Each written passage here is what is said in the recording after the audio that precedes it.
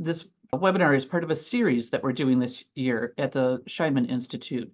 We're trying to explore a number of issues in conflict resolution, particularly but not exclusively in unionized environments, although that's where we spend most of our time is working with labor management.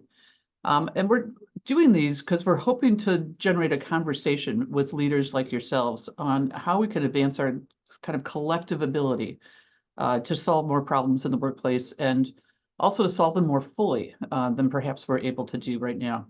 So we encourage you at any point to contact us to talk, to tell us what you're up to share ideas, have a conversation. Please feel free. We'll make sure that our emails are available to you. Today's session, we're going to do a little bit of framing to talk about conflict resolution in general, but then we're going to focus on two particular strategies for resolving conflicts, and those are collaborative problem-solving techniques. So we'll be looking at both interest-based problem-solving as it's applied to particular issues, and then also looking at interest-based problem-solving as it's applied to bargaining, also known as interest-based bargaining. So we'll spend roughly half the time on each of these, but we'll be pausing, like I said, for questions throughout. Okay, so let's just pan out here for a minute and acknowledge the fact that we're living in a time of such heightened conflict, and it's due to, and I started to create the list, and I finally just said everything, right? I mean, so much has happened. We know that the pandemic, of course, has been hugely disruptive on so many levels, and its effects are really not over. And it continues to resonate in many areas of our lives, and especially in our workplaces. But in addition to that, we've seen so many other issues come to the fore in the past few years. Racial justice, gender justice, political polarization, world conflicts, violence, that affect us on many levels. And all of these, of course, end up in the workplace sooner or later. Sometimes they start in the workplace, or they manifest most fully in the workplace. But everything that's happened in the last 3 to 5 years is on top of a number of existing drivers of workplace conflict. Rapidly advancing technologies. We talk about AI now, but it's just the latest and potentially hugely disruptive piece of technology that's going to cause conflict. Changing attitudes, expectations about work. Sometimes it's generational changes. Sometimes it's based on events. And workplace shortages that have been going on for quite a while, exacerbated most recently. The income and wealth inequality, and then each of you in your own industry, I'm sure, has experienced disruption. I don't think there's an industry that's untouched in the last 5 to 10 years by something massive. And there's clearly more to come. I mean, it doesn't look like we're going to move into a place where everything settles down.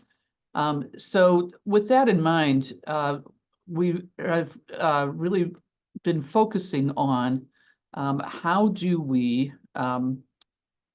start to have access to more and more robust conflict resolution strategies. And as labor and management, we're used to having a number of strategies available to us. There's always, of course, dialogue and the ability to engage in informal and formal dialogue.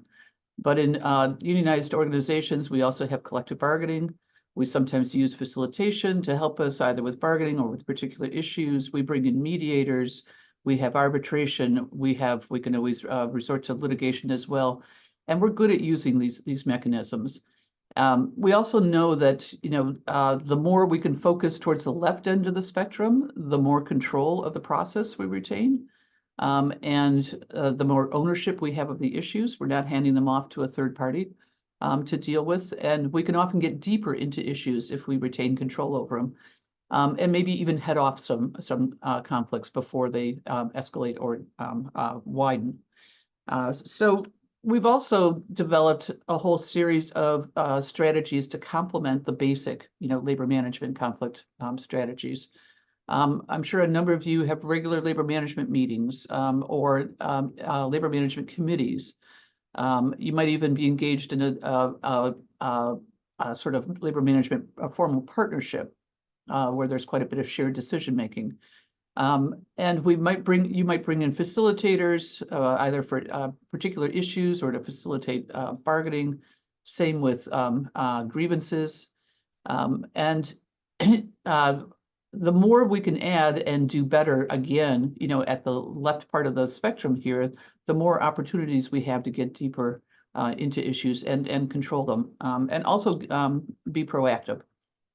There's, however, as I'm sure all of you union reps and HR representatives will attest to, there's a whole bunch of issues that can't be dealt with through the contract and grievance mechanisms, right? That cause conflict in the workplace. And so we often add some additional strategies to help us deal with the range of issues that don't lend themselves completely or fully to collective bargaining and grievance handling. So today we're going to focus on this area down here on the left that we might call collaborative problem solving. And there's a range of techniques here. We're going to focus on interest-based problem solving as one of those techniques. And then we're also going to talk about using the same set of principles in bargaining to resolve problems through bargaining. So I'm going to hand this off to John to dive into interest-based problem solving, which is, as I said, designed to address particular issues.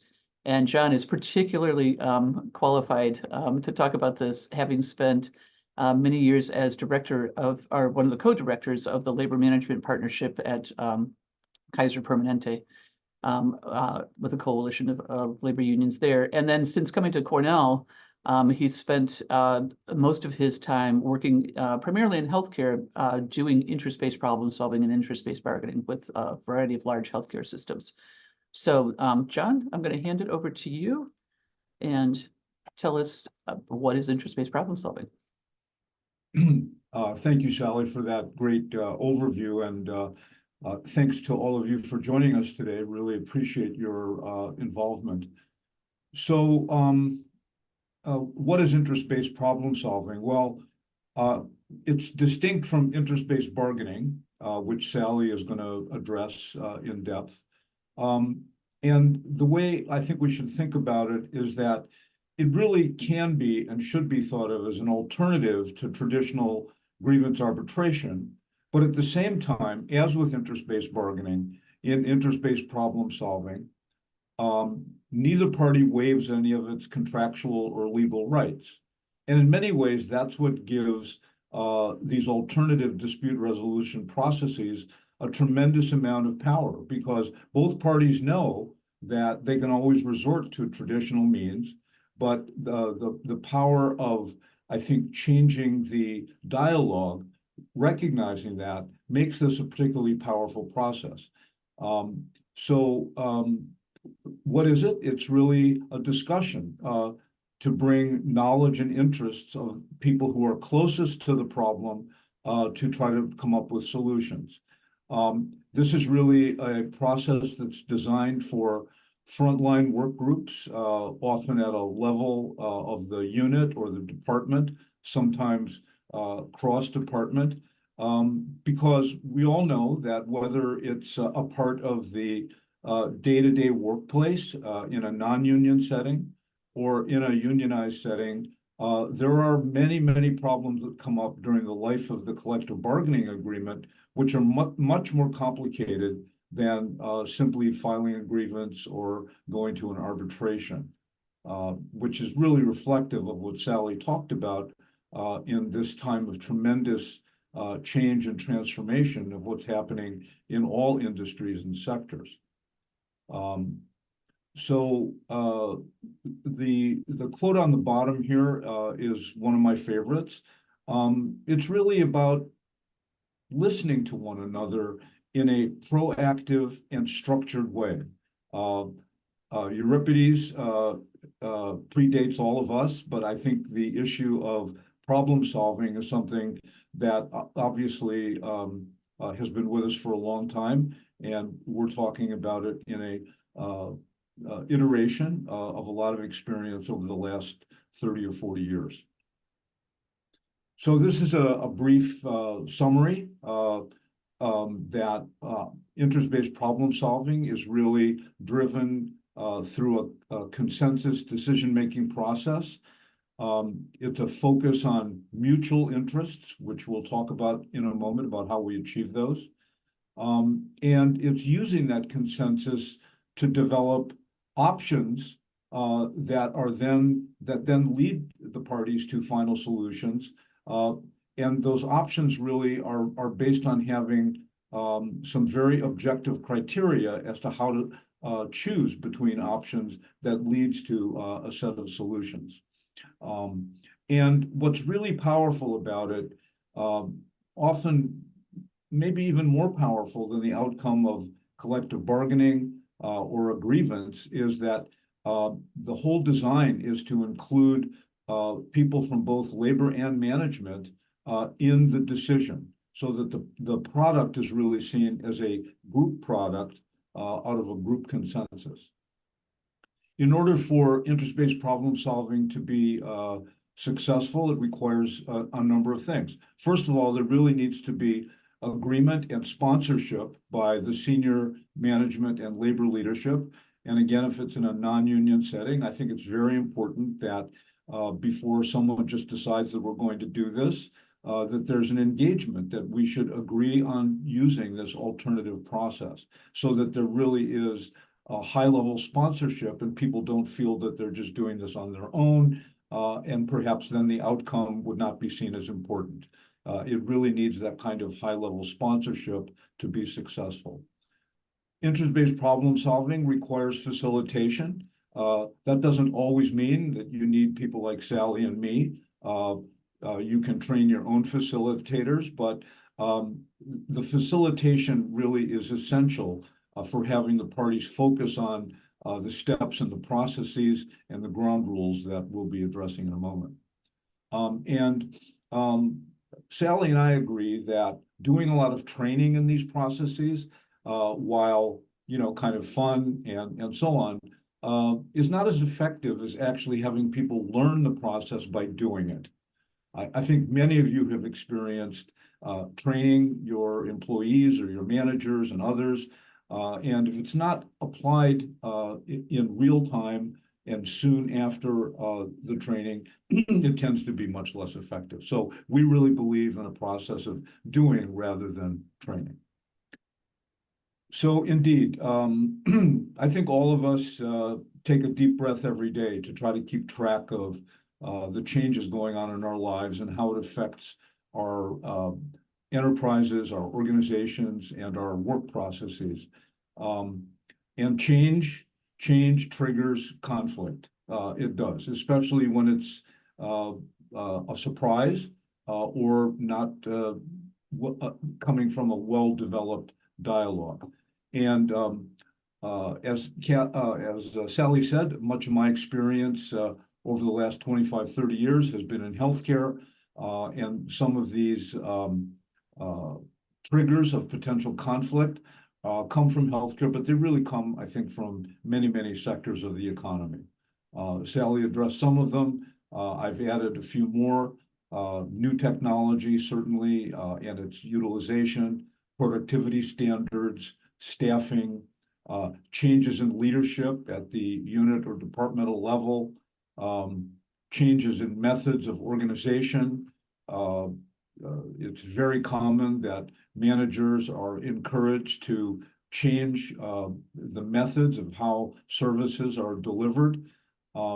There's always financial pressures, issues around personal and group safety, customer and client satisfaction, and then many ongoing issues related to the pressures of the changing environment of the workforce itself. So a few important assumptions that underlie interest-based problem solving and interest-based bargaining require that all parties have to be seen as having the right to exist, and that all parties have legitimate interests. The negotiation of this type has a history of and is really designed to enhance the overall relationship. Using this process helps to solve a problem, but we've learned through a lot of experience and a lot of research and data that this type of engagement tends to improve the relationship over time. And it shows, I think, what most people want, which is that mutual gain is really possible. In order for the interest-based problem solving to be effective, it's really designed to help each other achieve positive results, helping each other, full disclosure of information that's necessary for the process, to rely on objective data and criteria, not just push and shove or power, and expand the dialogue within your own constituency. I have always found that that's one of the greatest outcomes of this type of work, which is when the parties who are engaged in the process go back to their constituency and describe how the solutions were achieved, it tends to increase the believability, if you will, of the agreements. So to get really into the heart of what interest-based problem solving is, you can imagine that there has to be a tremendous amount of focus up front on reaching an agreement as to what actually is the problem to be solved. And this is really, I think, the most exciting and most interesting part, because I'm just going to give you an example here to show you what I think many of you have experienced. In this particular example, to talk about how a problem was identified, is that the management decided that the productivity in the scheduling of operating room utilization was too low.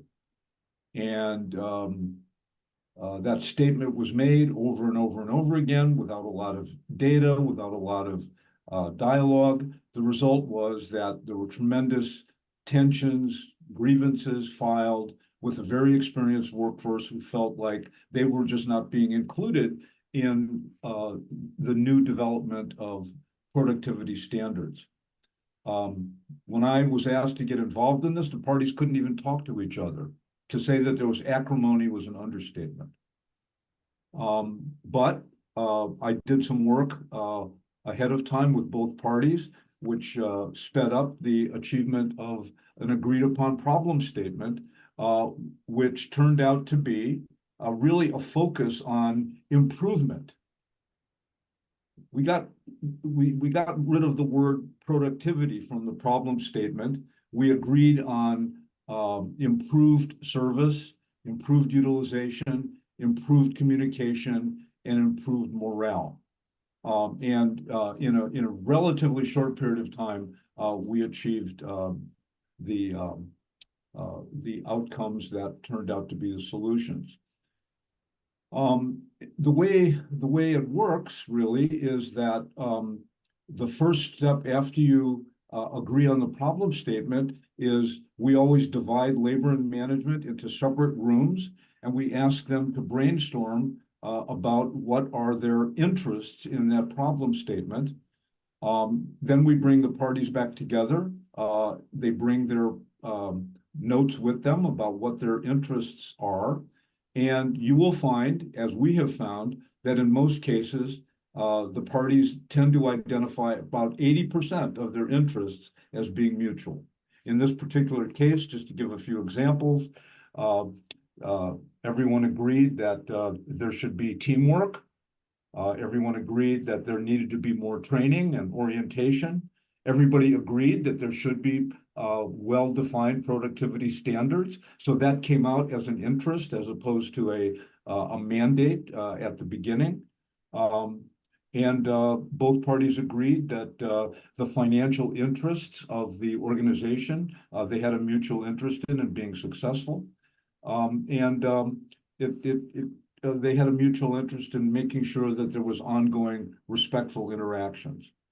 The results were that the parties did come up with some solutions based on those interests. And go to the next slide, Sally, if you would. So by using these steps, as I said, First, identify mutual interests through the process that I've described. Once you have those mutual interests, you begin to develop options, not based on just something out of the blue, but the actual mutual interests that people have agreed upon. Once you have options, you apply objective criteria, which are these realistic? Are they achievable? Are they believable, meaning will they be accepted by each constituency? And are they cost effective?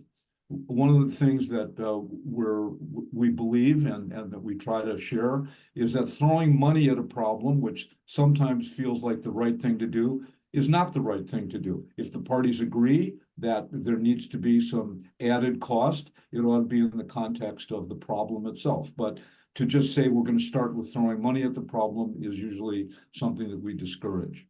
And we try to develop the solutions through a process of consensus. And very importantly, once the solutions are agreed upon, that the parties find a way to monitor those solutions over time and make sure that the mutual agreement continues. Next slide. So consensus decision-making, some of you may have used this process. A quick definition of it is that all members of the group can agree that the solution may not be their first choice, but people feel that they have been heard and everybody says that they can live with the solution. And the process requires that the parties agree to work together until they do find a solution that does not compromise strong convictions or needs.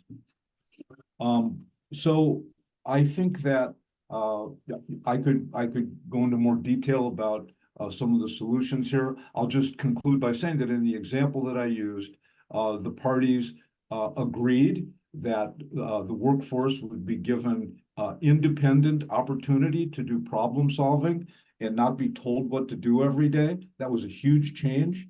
And the result was that the productivity standards that management wanted were achieved and have been sustained now for many months since this problem occurred.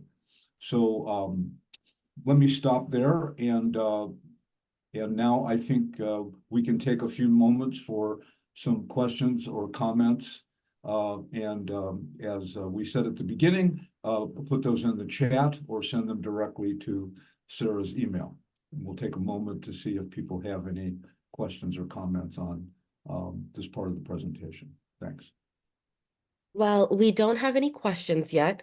And while we're waiting for them, I thought that I would share a link to our classes next week. We have a conflict and a union environment course that we're holding from Monday through Wednesday.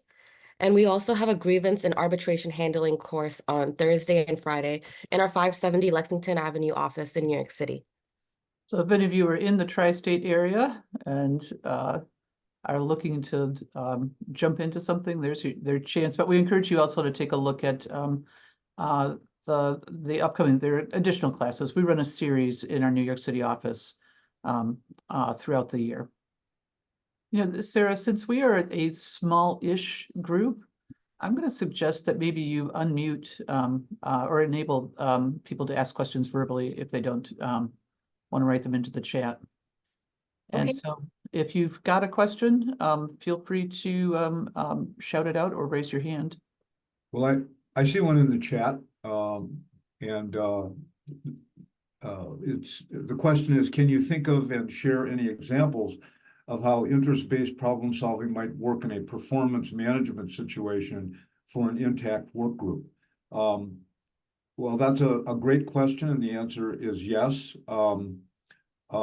I really appreciate your question because I do believe that the notion of performance improvement and performance management is greatly enhanced when this type of a process is used, so that the performance improvement and performance management processes are really understood and owned by the parties who are the ones who have to produce that performance improvement.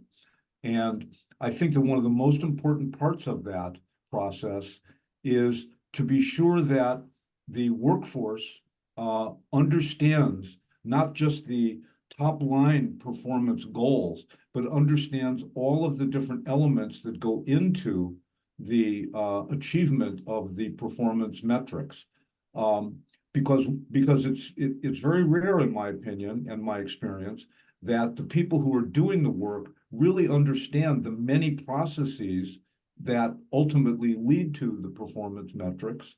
And once they do know those many elements that go into it, this happens very often in improving customer service in particular. Once they know what those criteria are, the problem solving really focuses on some or all of them, and that's where the results are achieved.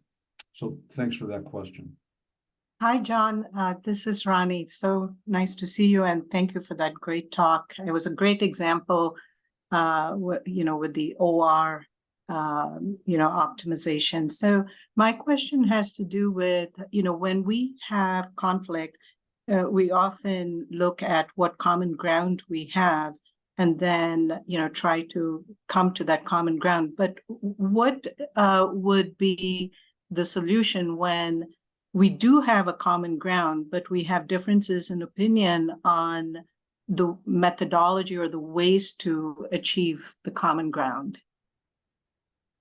Well, thank you for So that. to give a little bit of context, this is totally a made-up example. Let's say different disciplines are very interested in improving their organization, and one set of disciplines wants to make it a hospitality industry, another set of disciplines wants to make it a more clinically driven industry. There's no question about, the common interest that all the groups have, but then there is a difference in how to approach it. Thank you. Yes, Dr. Rao, thank you, and thank you for being with us today.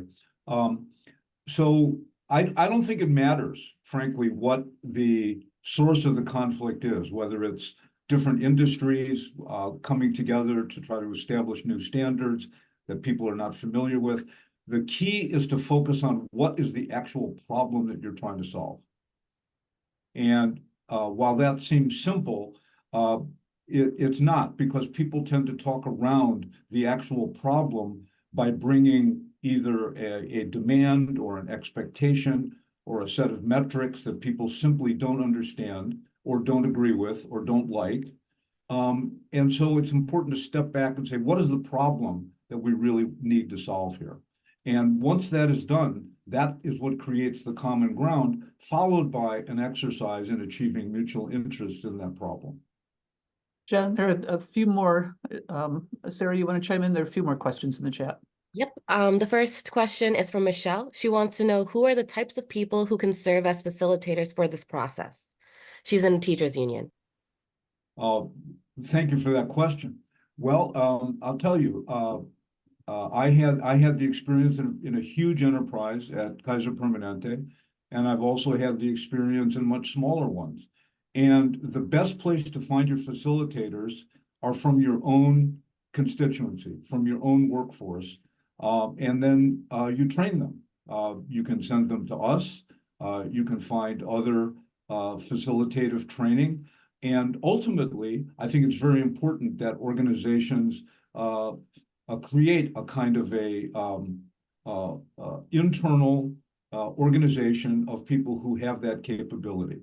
Once you have that, then the organization is really incentivized to use alternative dispute resolution. So it's probably good to get started with professionals like Sally and myself, but ultimately you should train your own. And obviously our organization can help with that, as can other management or labor management facilitation firms, of which there are many. John, I'll also just chime in to say I've certainly been in organizations where we've trained co-facilitators. So one from the union, one from management, who facilitate together. And that's an option as well. And there are also sometimes external groups, especially in education, who are former union leaders, former school administrators, who can be hired as facilitators to come in. if we have time, let's take the question from Ms. From Berger. Ariane Shapiro. So Ariane asks that her labor management committee is new. They're going through a training with FMCS on this process next week. Could you share some examples of how labor management groups bring their solutions to senior leadership? Their labor management committee, management team is composed of folks from across the state, but who are not necessarily policymakers or final decision makers. Thank you for that. Well, you know, I addressed that in my remarks, which is that I think to some degree, you should get sponsorship from the senior leadership before you start. It doesn't work very well for people at the front lines to figure something out and have a solution and then have it be a surprise to senior leadership. I think it's very important that the parties who are going to go through this have a sit down with senior leadership and explain what it is that you are training for, some of the issues that you want to deal with, and get their sponsorship for it before you start. It's very important. And I think it also adds credibility to the process itself. I can't tell from your question if that's possible, because you said that this is a committee of decision makers from across a large area. But I still think that you should identify who the senior leadership is and get their sponsorship before you start. And maybe if I could chime in, Jen, maybe just ask the critical question. Are we empowered to come up with a solution and implement it ourselves, or are we making recommendations? And you will have the final say. And if so, what are your criteria for a good solution? So getting not just sponsorship, but also clarity about what's the realm of decision-making within which you're expected to act. So that you don't, I've definitely had this problem with teams who thought that they had control over the outcome, only to find out that it was vetoed after they'd spent, months coming up with something that was workable. So find that out in advance. What are your degrees of freedom? So we have one last question from Keith before we move on, and he would like to know how interest-based problem solving differs from the total quality management process developed and implemented by some Japanese and Korean automakers in the 1970s and 1980s. Well, that is a very, very important question. Thank you. Many of the systems and processes in total quality management, or lean management, as it's often called, many of the processes are similar to what we do in interest-based problem solving. The similarities are to have the parties who are engaged recognize that the work ultimately is performance-based, meaning that the client, the customer, the patient, the taxpayer is really the center of why the process needs to take place.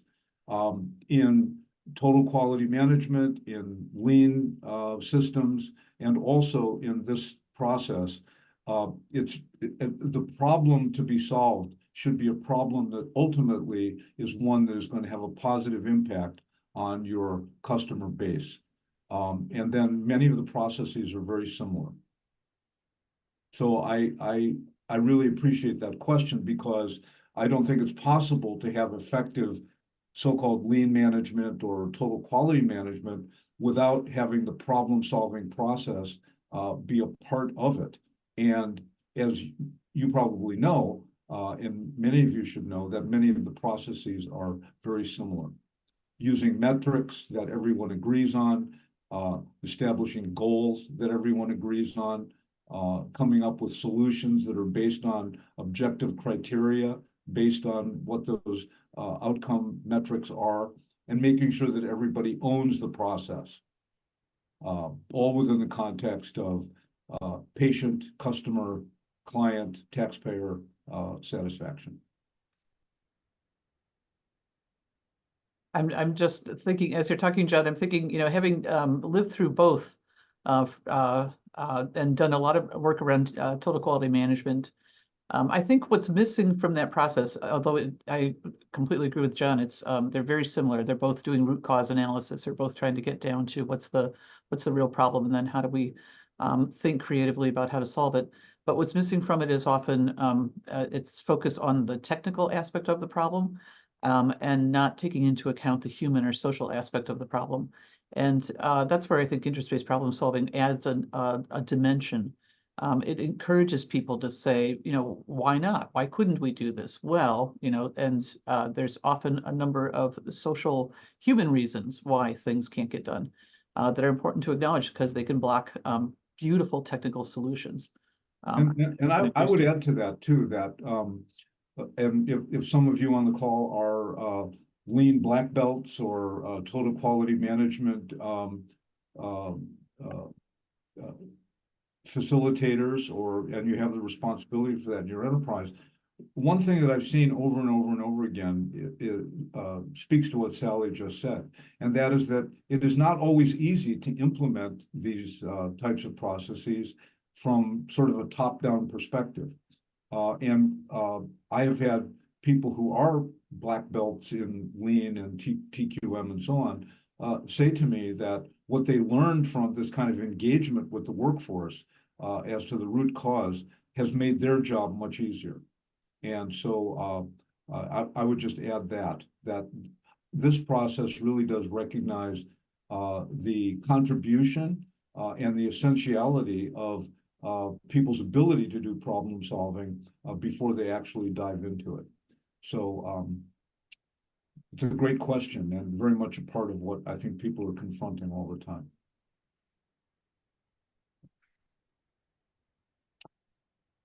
So with that, let me turn the program back to Sally. Sally only wanted me to say that she's only 12 years old, as opposed to having been doing this work for 30 plus years. But she's been a designer, a creator, a facilitator of interest-based bargaining for better than 30 years. And she's a great resource for all of you. So Sally, interest-based bargaining. Thanks, John. Yeah, I feel 12, I do.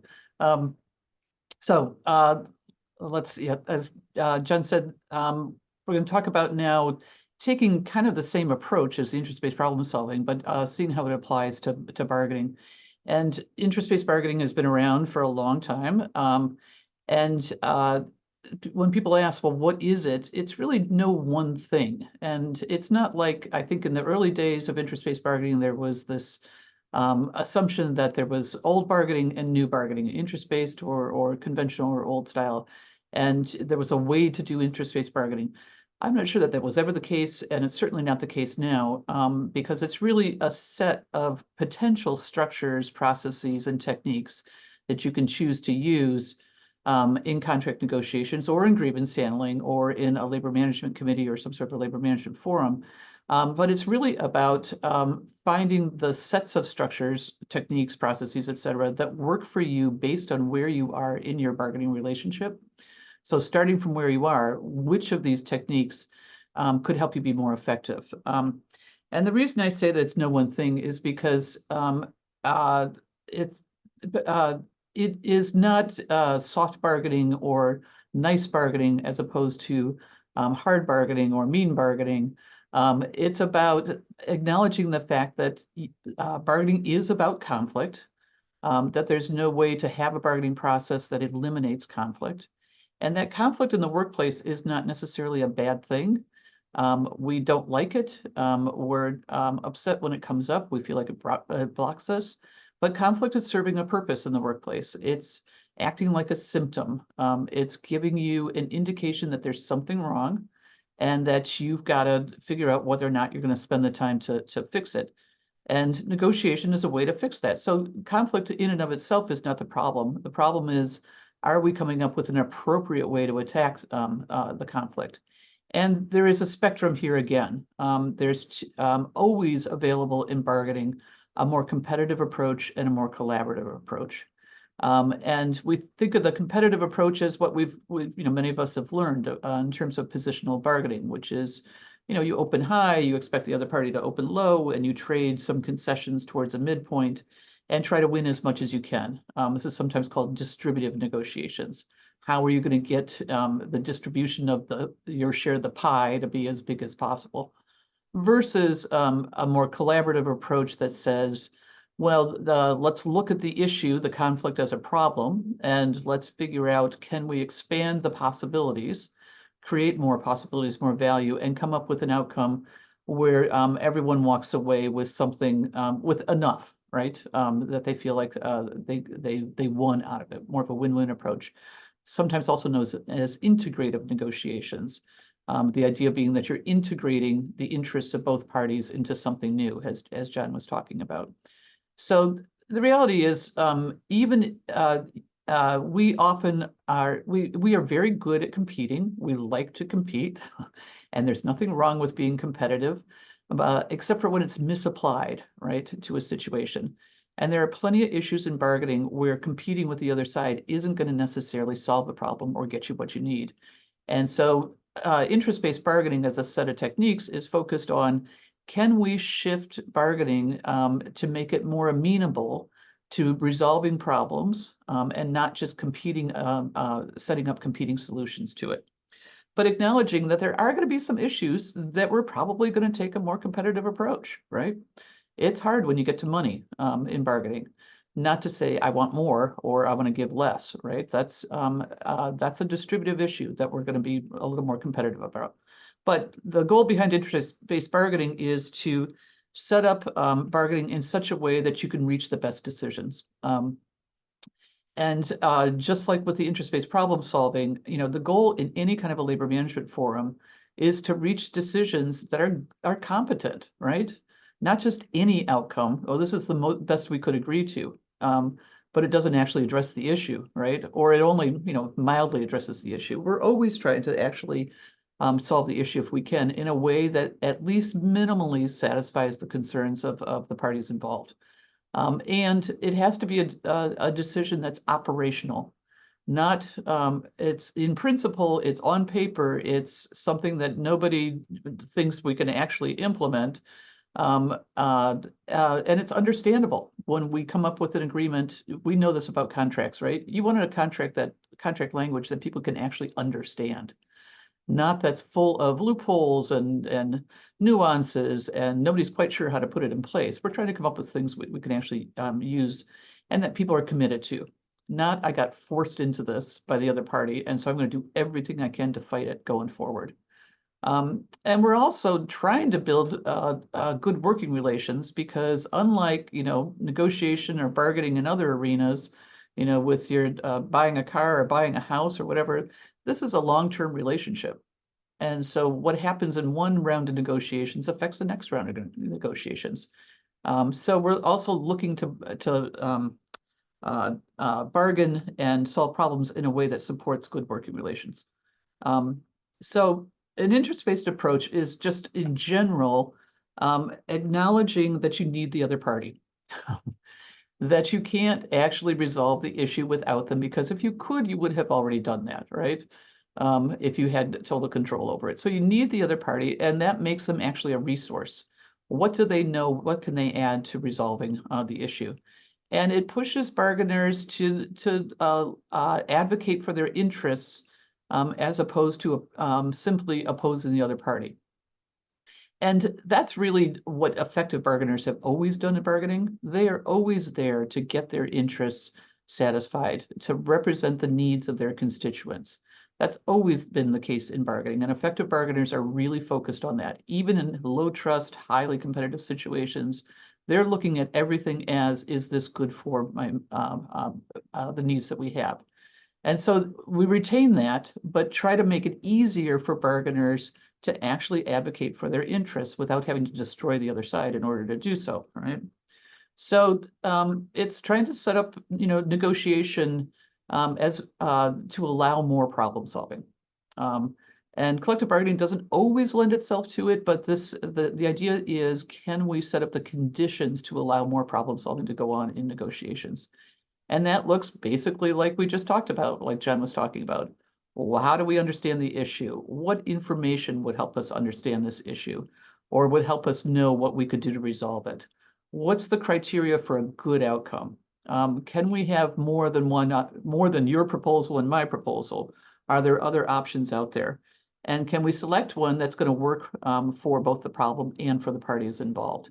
So again, I used to have a slide that went along with this that said, sound familiar? Because so many people had been through total quality management, and it was like, this looks exactly like the same process, right, of problem solving through total quality management. So it looks kind of like this in terms of a discussion process. And as John, explained more in depth, the first thing is, how do we reframe this issue as a problem solving question? So it's not just, we're bargaining over scheduling. Well, what's the problem in scheduling? What is it? And is it multiple problems? And we might have some initial proposals or initial, each party might offer, but pretty quickly we're trying to get down to, so why do those look like good solutions for you? What information do we need on this problem? So if we're talking about scheduling, whose schedules are we talking about? How many people are involved? How big is the problem or how small is the problem? What's the cost of the problem, et cetera, et cetera. And using, our interests as criteria for examining options. So, what's the range of options we could use here? And before we start making formal offers, let's explore and discuss that range of offers so that when we do negotiate a final solution, everybody understands what it is that we're agreeing to. And everybody agrees that it works well enough, right, in terms of our criteria. And as John also pointed out, interest-based bargaining, like interest-based problem solving, is encouraging the parties to think longer term than just, how do we get through this round of negotiations? Okay, we got a contract, phew, done, dusted. We don't have to do anything for the next 3 years. Not really. You have to implement it, right? And especially if you've tried something new, you've got to, figure out, is it working? Sometimes what we bargain isn't working all that well. And we've got the option to try to amend it. We can use some of our other conflict resolution strategies, right? A labor management committee who's monitoring the implementation of a brand new provision to see if it's working or not working, and perhaps, amending it as we go. So it's really thinking about bargaining not as an episode of problem solving, but as a problem solving process that's in place throughout the life of a contract. All right, so what's different in IBB? And again, I hate to give it a name and say, are you going to do IBB or regular bargaining? Just do it. This is about good bargaining. What can you do to improve your bargaining process? And there's a whole bunch of options. And it used to be that these were kind of unusual options in bargaining. Not so much anymore. I see a lot of parties really thinking about, how do we set up our bargaining physically so that it's conducive, right, to good bargaining. And in the pandemic, we all learned how to Zoom bargain, right?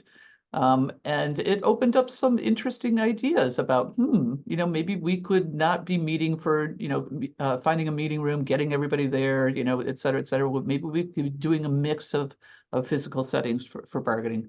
And when I say physical setting here, I'm also thinking about a physical setting maybe with a whiteboard or a shared space for note-taking, a shared space to record ideas as they're being talked about, so that it's not just sliding paper across the table. It's actually having a discussion and being able to keep track of that in some sort of shared space. As John mentioned, facilitators, this is often a useful change to bargaining, is to have somebody come in to help you keep track of time, to help you keep track of the process, to help you keep track of the conversation, and to really emphasize the problem-solving process. I've seen a lot of teams also, especially in education, at least in New York State in education, really think hard about the use of time. Bargaining for 2 hours after school when everybody's exhausted is not necessarily conducive to good bargaining. So thinking about how do we use our time differently? And that might mean either having a larger team with people working on a variety of issues simultaneously. Sometimes it means using some subcommittees or some task groups. to explore issues more deeply in between sessions. Sometimes it means scheduling workshop bargaining, over the course of a couple of days where you're working in small groups, large groups, and hammering out a lot in a short period of time. Also, expanded teams. This is a feature of interest-based bargaining, is having more people involved in bargaining than fewer. But I see that happening in bargaining all over the place, much larger bargaining teams in a lot of industries, whether they're using an interest-based process or not.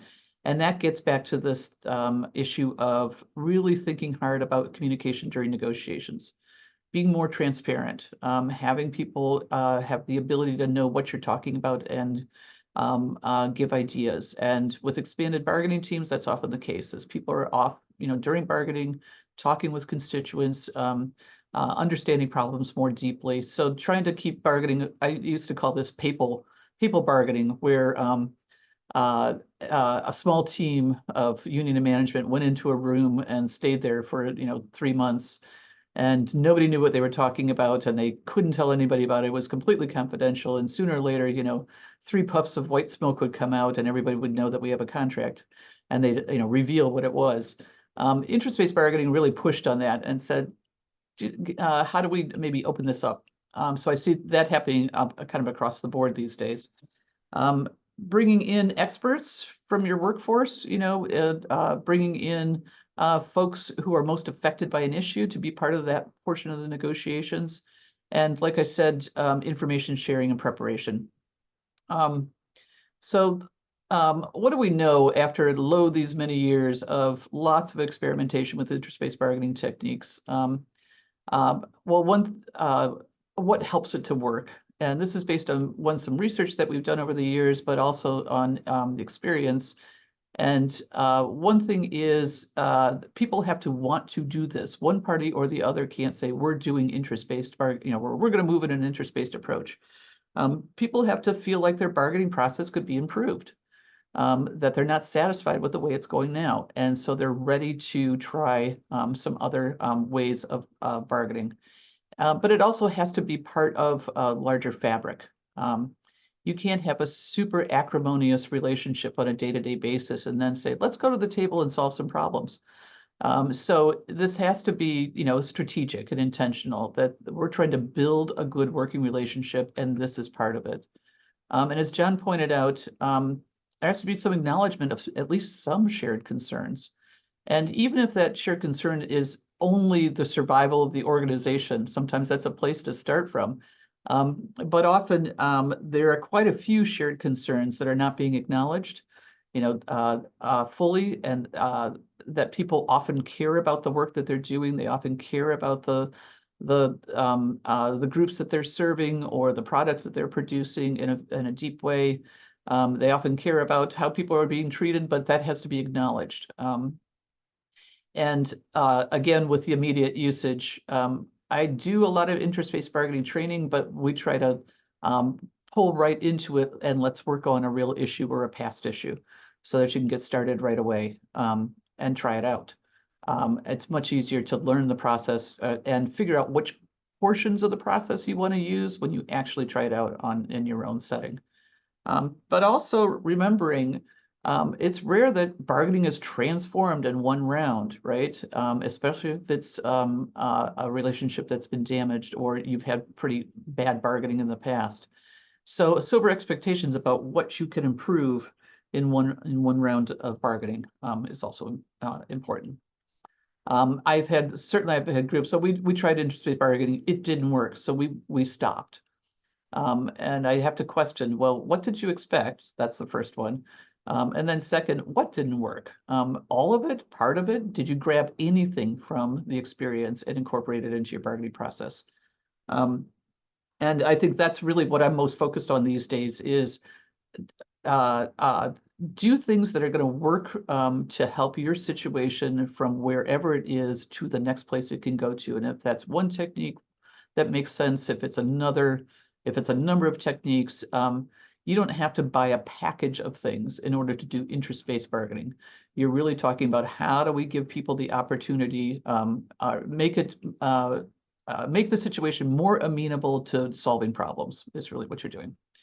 So when does it fail? I've seen some spectacular failures. In particular, when both union and management approached us to engage in interest-based bargaining, and it turns out one of them was not authentic in their goal, shall we, of interest-based bargaining, shall we put it that way, and had an agenda. Well, this will help us, soft soap these really horrible things that we're going to ask the other party to do. It will make it easier to go down if we do it this way. Once the other party figures out that you weren't authentic in wanting to improve the bargaining process, it collapses pretty spectacularly. Or when people like the idea, but they don't want to change any of their structures. And so they're trying to cram it into the way they've always done things, and really just use sort of the concepts without changing any of the structures. John pointed out this is about the constituents being involved and knowing and brought along. And the interest-based bargaining processes I've seen that have worked best over time are ones where they just continuously increase communication and transparency with constituents from the before bargaining starts, during bargaining, and after. And I've also seen interest-based bargaining fail when the parties are so focused on a good relationship that they're not actually addressing the issues at the table. And the point of bargaining is not to have a good relationship. A good relationship helps in bargaining. It helps you solve problems. It's like trust, right? It's the grease in the gears. And so we're developing relationships so that we can get at substantive issues, especially the really tricky and contentious ones. That's where having a good relationship helps. But if this is purely about feeling good about each other, it will fall apart because you didn't actually do what you're supposed to do as bargainers. You didn't get things resolved. So for the folks who are thinking about using some aspects of interest-based bargaining, first, some cautions. If one party is hostile to the interest of the other parties, then it's not, using a problem-solving approach is not going to go very far. If they can't acknowledge that we have some shared concerns and some separate concerns, and you have a right, as John pointed out earlier, it's legitimate that you have your own concerns. If the other party can't accept that, this is not going to help. Or if one party or the other is trying to attack collective bargaining in general. And or the issues that are coming up, one party just refuses to admit that they're actually reasonable issues that you should be addressing. No management, you can't say that productivity is a legitimate issue. We refuse. Or no union, you can't say that the health and well-being of workers inside the workplace is a legitimate issue. That doesn't fly, right? And so really thinking broadly about interest-based bargaining, and this is back to where we started here, which is on the conflict resolution spectrum, thinking about, is it integrated with our whole strategy on how we're going to make progress on the whole array of problems? And does this help us in some way or shape or form? And are we prepared to support it in other ways? So it's, going off and having a great bargaining process, and the negotiators feeling very good about the labor management relationship, and then getting back into the workplace and nothing's changed, and people are behaving in pretty acrimonious ways, means you're not going to go back to interest-based problem solving the next time. And in fact, I've heard this on a number of occasions. Yeah, we did a great job at the table, and then when we got back, our constituents told us, yeah, but look at how they behave on a day-to-day basis. So all that you did, all that stuff that you did, that was just, window dressing. So thinking about your whole spectrum of conflict resolution strategies and making sure that people see the direction that you're going. Okay. All right, let me pause here. And questions, comments, thoughts, feel free to shout them out or put them in chat. And John, you are welcome as well if there's any thoughts you have about interest-based bargaining from your experience. Thanks, Sally. you gave a great overview and insight. What I would add for all of you is this, that interest-based bargaining, from my point of view, is really designed to change the relationship for the better. One example that I hear over and over and over, I get calls like this all too frequently. John, we just finished bargaining. We got to an end. We signed a contract, and I'm fearful that in 60 days, we're going to be back to square one.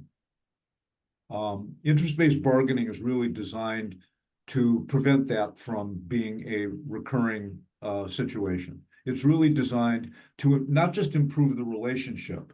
You know, doesn't mean that people have to go out for dinner all the time. It's not what this is about. It's about helping people actually solve real problems that create a new environment in which people are working together. And these issues in interest-based bargaining, often they come down to very, very brutal kinds of things that people fight about: staffing, scheduling, and so on. And interest-based bargaining is really designed to come up with solutions that people really haven't thought of before. It's designed to help people achieve that, and once they do, it does elongate, I think, the nature of problem solving in the workplace over time. And I see that Lisa Glass has a hand raised. Hello, thank you. This is very helpful. I appreciate being here. So I want to start by saying that the question that I have is, if you're in a situation where you're trying to build trust and trust isn't already established, do you feel that this technique works over time, or do you often see immediate results when there's not a relationship that's built on trust yet? Yeah, I think this is attractive to groups who are trying to build trust. And I think it's so again, the idea of sober expectations on that process is important to keep in mind. So the act of sitting down together and saying, let's review what's working and not working about our bargaining process.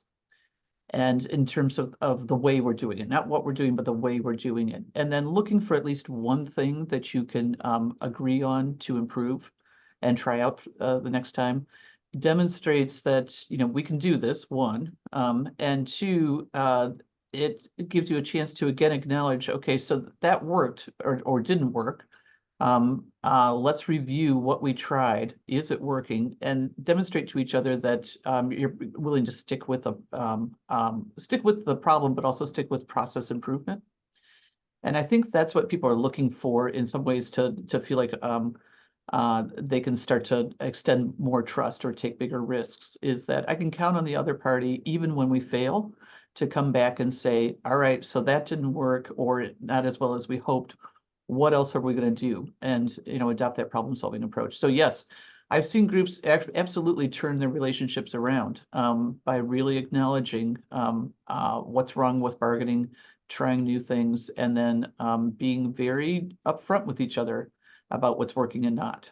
And I would just add to that, that when it's very common that people are presented with a problem and they're not really given the opportunity to participate in solving it.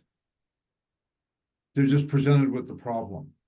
I think what these processes really offer in the way of building trust is that people have to feel heard. And through the process of consensus decision-making, people agree that they were heard, and that's why they can agree to the solution. And that definitely builds trust and it changes the relationship. And John, your comments actually lead right into the question from Michelle about suggestions for improving constituency trust when the leadership trusts one another. And I'm assuming, Michelle, that you mean that labor management across the table have built some trust, and that now you're looking to build some trust with constituency about that trust. Is that, am I kind of getting that correct? And I think, okay, yes. And I think what John was saying is exactly right. So if your constituency loses trust in you, then it doesn't matter, right? If you have trust across the table, because you're not going to be able to effectively represent them. And so really thinking about that engagement with your constituency and reaching out with them. I often spend time with union groups doing collective bargaining training. I spend time with management groups doing collective bargaining training, and sometimes and often with doing them together. And I emphasize that your negotiation with your constituency is as important or more important than the negotiation across the table. So that starts well before bargaining on either side, management or union. You're going out to really work with your constituents to say, what are the problems you're encountering? What are the needs you have? Okay, but and what are the range of options that we could consider? So you're saying not with my own side, but my union not trusting the other side. So union not trusting management, is that how that? Okay. Trust is built based on a couple of things. One is always doing what you're saying you're going to do, right? So living up to whatever it is that you agree to do, however small that is. And second, it's based on not asking the other party to take big risks when you're not willing to take big risks. So demonstrating that small risks will work out okay. There's that. So I think that's an important issue of not expecting a big leap of faith into a trusting relationship, but looking for small things that can demonstrate that you'll do what you say, live up to your agreements, and abiding by the no surprises rule. Never having the other party be blindsided by something that you did. Always reaching out to say, here's what we're thinking, planning. I want you to know in advance. John, you have other. Yeah, thanks. I would just suggest a technique that I use a lot, and that is that whatever the problem might be, let's say it's absenteeism, let's say it's safety, that people feel that they're in an unsafe environment. Often people feel that they're getting injured on the job. They have stress-related illness and injury. So a technique that I often use is that before I present data, or before I ask the parties to present data, the first thing I do is ask the people in the workforce to actually talk about their own experience. What do they think some of the causes are of the problems that they're confronting with? And you really make sure that you hear those things, you write them down, and then you show the data.